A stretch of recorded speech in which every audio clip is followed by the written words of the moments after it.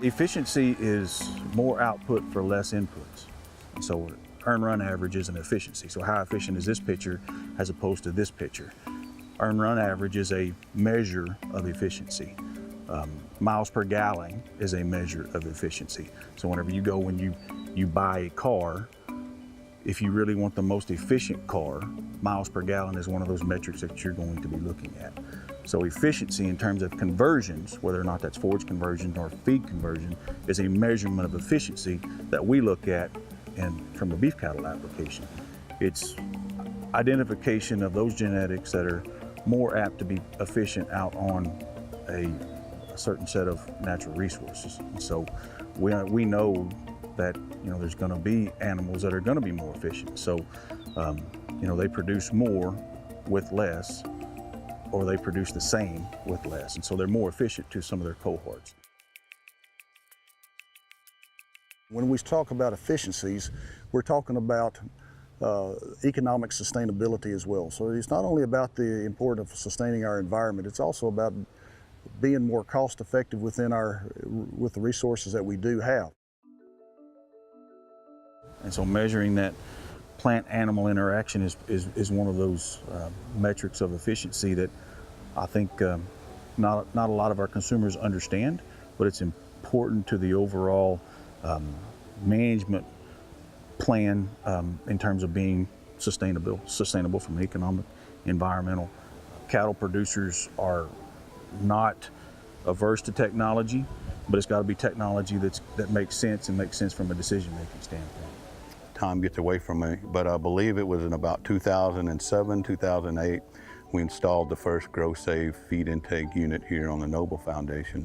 We installed that in relationship with our centralized cattle receiving facility so that we could begin to do some intake work.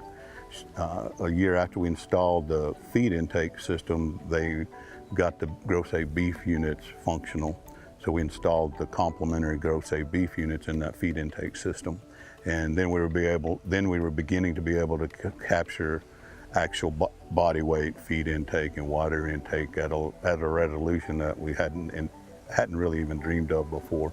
I think that I've had to recalibrate a lot of the things that I thought I knew relative to cattle production, because most of those things are based upon very infrequent body weight measurements. So if you have infrequent measurements, you kind of draw a straight line between weight 1 and weight 2 and assume what happened. With this technology, we're able to look at daily body weight responses to whatever impact. Does this wind cause these cattle to lay down earlier in the day? Perhaps. We can measure that response. In addition to that, simply the variation in feed intake and body weight response is dramatic in any set of cattle. And I don't think I had an appreciation for how variable that was. That's a good thing because it provides a lot of opportunity for genetic selection for the response you're looking for. So that's quite a positive. But it also says that in a group of cattle, I've got a lot of things I need to potentially manage differently to get the desired response.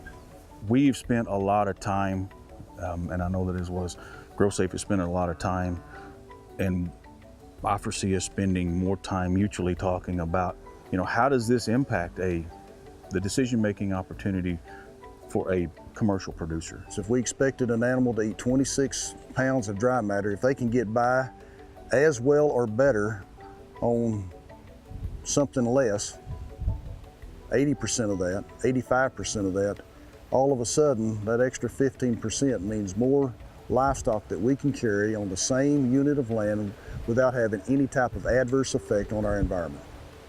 So this whole idea of forage efficiency is really interesting, and really the question that we're trying to get an answer to, so that we can do a better job of working with our producers and say, hey, this is the most efficient way to manage this, and these type cattle or these genetics that we've proven through this technology are those animals that can use it the most efficiently.